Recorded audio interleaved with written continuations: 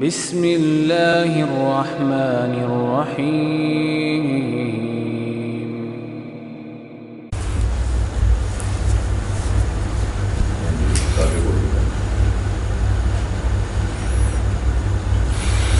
السلام علیکم ورحمۃ اللہ وبرکاتہ۔ نحمدہ و نصلی علی رسولہ الکریم، اما بعد۔ جس طرح کہ بھائی نے سوال فرمایا ہے کہ بعض رات یہ سوال کر رہے ہیں کہ قرآن کریم کی آیت نمبر 230 اس میں شاید حلالے کے جواز کا ذکر موجود ہے، تو میں گزارش کروں کہ وہ شعر ہے جس طرح کہ شاعر کا کہ دیتے ہیں بازیگر دھوکہ کھلا کھلا، اس میں سوائے دھوکے کے اور کچھ نہیں۔ جس حلالے کا قرآن کریم نے ذکر کیا ہے اس حلالے سے ہٹ کے جو ہمارے دور حاضر کے مفتیان کرام ہیں انہوں نے ایک خود ساختہ حلالہ اس کے جواز کا فتویٰ دیا، جس کے اوپر نبی مکرم صلی اللہ علیہ وآلہ وسلم کھلم کھلا لعنت فرما کے گئے۔ قرآن کریم کی وہ آیت جس کے حوالے سے آپ نے ذکر کیا ہے وہ کچھ یوں ہے کہ اللہ تعالیٰ ارشاد فرماتے ہیں فَإِن طَلَّقَهَا، اگر شوہر اپنی بیوی کو تیسری طلاق بھی دے دیتا ہے، تیسری مرتبہ طلاق کہہ دیتا ہے، فَلَا تَحِلُّ لَهُ، تو اب وہ عورت اس شخص کے لیے حلال نہیں، مِن بَعْدُ، تیسری طلاق دینے کے بعد، حتیٰ تنکح زوجا غیرہ، حتیٰ کہ وہ عورت اور شوہر سے نکاح کرے۔ فَإِن طَلَّقَهَا، اگر وہ دوسرا شوہر اس کو طلاق دے دیتا ہے، فَلَا جُنَاحَ عَلَيْهِمَا أَن يَتَرَاجَعَا، پھر کوئی حرج نہیں، یہ دونوں اگر آپس میں دوبارہ نکاح کر لیتے ہیں، اکٹھے ہو جاتے ہیں۔ تو اس آیت کریمہ میں اللہ تعالیٰ نے ارشاد فرمایا ہے کہ اگر شوہر اپنی بیوی کو تیسری طلاق بول دے تو پھر اس کا پہلے شوہر کے ساتھ اکٹھے ہونے کا ایک ہی طریقہ اور راستہ ہے، اور وہ یہ ہے کہ یہ عورت کسی اور مرد سے نکاح کر لے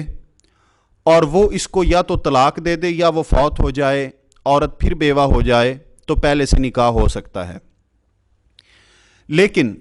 یہ ایک اتفاق کے طور پر ہے کہ اتفاقی طور پر اس عورت کا آگے نکاح ہوا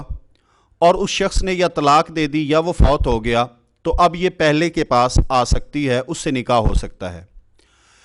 اس نکاح کو باقاعدہ ارینج کرنا، اس نکاح کے لیے بندہ ہائر کرنا اور پھر چند دن کے لیے اس شخص کے ساتھ نکاح کرنا اور اس شرط پہ نکاح کرنا کہ وہ اس کو طلاق دے دے گا، پھر یہ پہلے کے پاس چلی جائے گی، تو یہ قطعاً جائز نہیں، اور اس کو حلالہ وہ حلالہ کہا گیا ہے جس پہ اللہ کے پیغمبر صلی اللہ علیہ وآلہ وسلم نے لعنت فرمائی ہے۔ امام کائنات علیہ الصلوۃ والسلام کی حدیث سنن ابن ماجہ میں بھی موجود ہے اور مسند احمد میں بھی کہ آپ علیہ الصلوۃ والسلام نے ارشاد فرمایا الا اخبرکم بالتیس المستعار، اے صحابہ کرام رضوان اللہ تعالی علیہم اجمعین، کیا میں آپ کو کرائے کے سانڈ کی خبر نہ دوں؟ صحابہ کرام نے فرمایا بلا یا رسول اللہ صلی اللہ علیہ وسلم، کیوں نہیں اللہ کے پیغمبر صلی اللہ علیہ وسلم، ضرور بتلائیے۔ آپ نے فرمایا هو المحلل، وہ حلالہ کرنے والا ہے، حلالہ کرنے والا یہ کرایہ کا سانڈ ہے۔ لعن اللہ المحلل والمحللہ، اللہ تبارک و تعالی حلالہ کرنے والے پر اور جس شخص کے لیے کروایا جا رہا ہے ان دونوں پر لعنت فرمائے۔ تو یہ حلالہ جو مشروط، جو اس شرط پہ ہوتا ہے کہ یہ شخص طلاق دے دے گا اور پھر پہلے کے پاس چلی جائے گی، اس پہ اللہ کے پیغمبر صلی اللہ علیہ وسلم نے لعنت فرمائی ہے۔ ہاں، یہاں پر ایک اور دھوکہ دیا جاتا ہے، اور وہ یہ ہے کہ جی ہم نے یہ کہا ہے کہ آگے نکاح کر لے، یہ تو نہیں کہا، اس پہ یہ شرط نہیں لگائی جاتی کہ وہ طلاق بھی دے، تو جب ہم نکاح کرتے ہیں تو وہ غیر مشروط ہوتا ہے، اس میں طلاق کی شرط نہیں ہوتی،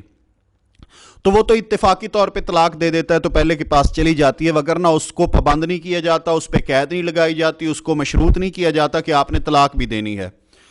تو میں یہ سوال کرتا ہوں کہ جب طلاق کی شرط ہے ہی نہیں، جب اس نے طلاق دینی ہی نہیں، تو پھر اس نکاح میں پہلے شوہر کو دلچسپی کیوں ہے؟ وہ اس نکاح کو کیوں ارینج کرتا ہے، وہ اس نکاح کے لیے تگ و دو کیوں کرتا ہے، وہ اس نکاح کے لیے کیوں کوشش کرتا ہے آگے نکاح کروانے کی،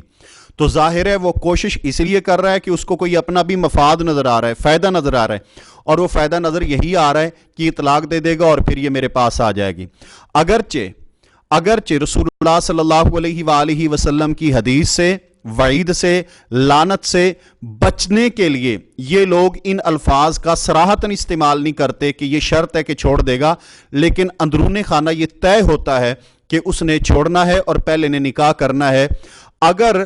اس کے اوپر یہ شرط ہی نہیں کہ وہ چھوڑے تو پھر اس شوہر کو اور مولوی صاحب کو آگے یہ نکاح کروانے میں دلچسپی اور ترغیب کیوں ہے؟ وہ تو اس کے گھر والے دلچسپی لیتے، گھر والے ارینج کرتے، پہلے شوہر کو یہ کوششیں اور کاوشیں کرنے کی ضرورت کیوں ہے؟ تو صرف اس لیے ہے کہ اس کو پتہ ہے کہ یہ میرے پاس آ جائے گی، اور یہ ایک مشروط نکاح ہے، اور مشروط نکاح کے اوپر رسول اللہ صلی اللہ علیہ وسلم نے لعنت فرمائی ہے۔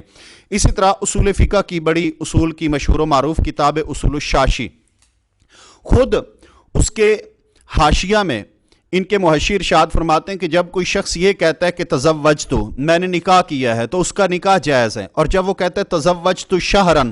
میں نے کسی عورت سے 1 مہینہ کے لیے نکاح کیا ہے، تو وہ نکاح جائز نہیں ہے، وہ متع ہو جائے گا، وہ حرام ہو جائے گا، کیونکہ نکاح کو متعین کرنا، مقید کرنا، اس کی مدت مقرر کرنا یہ حرام ہے، یہ ناجائز ہے۔ تو سوال یہ پیدا ہوتا ہے کہ اگر متع والا چند دنوں کے لیے متعین کرے، چند دنوں کی مدت مقرر کر کے وہ نکاح کرے تو وہ حرام ہے، اور اگر حلالے والا چند راتوں کو متعین کر کے ان کی شرط لگا کر نکاح کرتا ہے تو وہ جائز کیسے ہے؟ تو احباب گرامی یہ قطعاً جائز نہیں، بلکہ اس پہ اللہ کے رسول صلی اللہ علیہ وسلم نے لعنت فرمائی ہے، اور حضرت